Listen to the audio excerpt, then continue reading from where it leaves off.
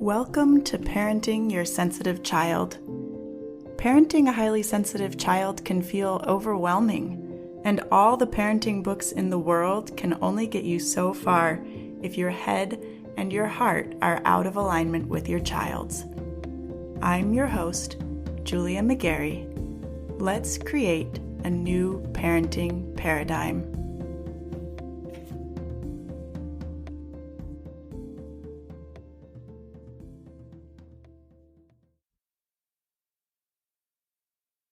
Hey y'all.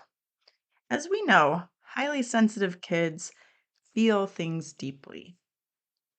When they're excited, everyone around them knows it. They bubble over with excitement. Their joy is contagious.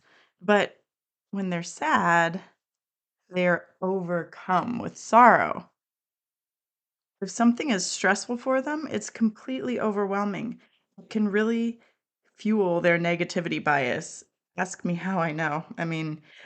We've had quite a month and a half as far as stress goes. So, just like any other emotion they feel anger deeply as well. So, if you have a kid who you think is highly sensitive, but they are just angry all the time, or frequently enough that it feels like all the time, this episode's for you. Before we dive in, though, I want to let you know that I've been doing a lot of background, like back end, behind the scenes work to simplify and streamline my online presence. And I'm excited to share that you can now find me at juliamcgarey.com, JuliaMcgarey.com. My new website is easy to navigate with links to my email list and all the info you need to get started with coaching. I hope you'll check it out and that it makes getting started even easier for you. All right.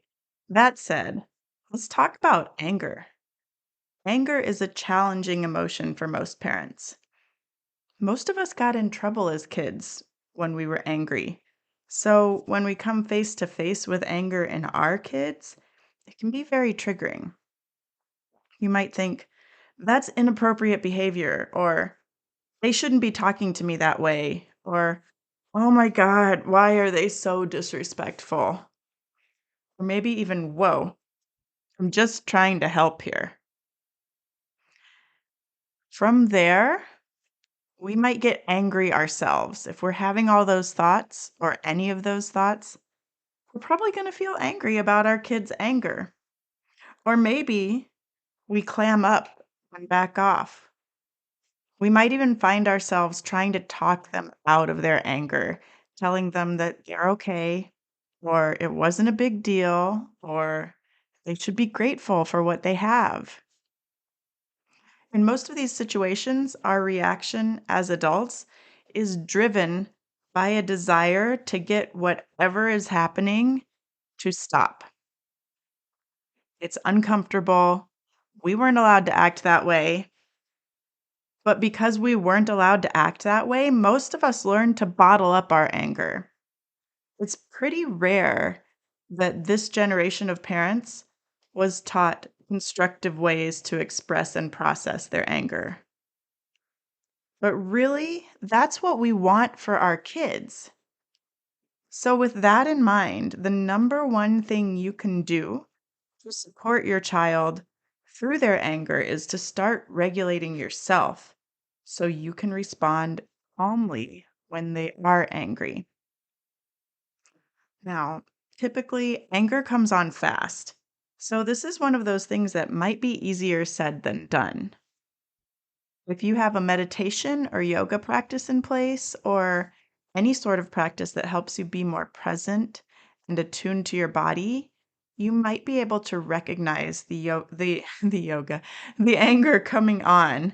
You might be able to narrate your experience for your child. You might be able to say something like, I can feel myself getting angry right now, and that's not how I want to respond to you. So I'm going to walk away and regroup.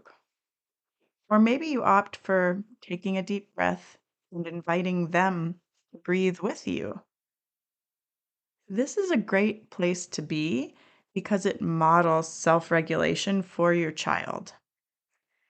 It allows you to model this for your child, which is really powerful. But we aren't all at that point in our personal development. So if you're not able to put this into practice because you see red so quickly, you aren't alone. If that's you, you might be better served by reflecting back on situations where you got angry with your child, with their anger behaviors, and get really curious about why. What thoughts did you have in these moments that triggered anger for you? Were you thinking about how disrespectful they were acting? How you'd never have gotten away with that kind of behavior as a kid? That it's unacceptable and they should know better? This is an important step because when we connect our anger to our thinking, it's easier to separate it from our kids. Okay? If we can see that we're getting angry because we never would have gotten away with shouting at our parents, we can make the next step and see that our kids aren't making us angry. We have agency over that. Additionally, when we can recognize that we're getting angry because of our thoughts about their behavior, we can start to process our anger outside of the moment and redirect our thinking so we can be more present and then actually help them. Okay? So, what do I mean by that? Well, if you identify that you think that their behavior is disrespectful and you shouldn't let them walk all over you, and you recognize that those thoughts make you feel really angry, you can likely call up that anger outside of the moment just by focusing on those thoughts. Take the time to do this.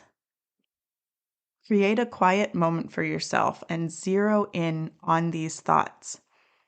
Let the anger come and then pay attention. Pay attention to where you feel it in your body.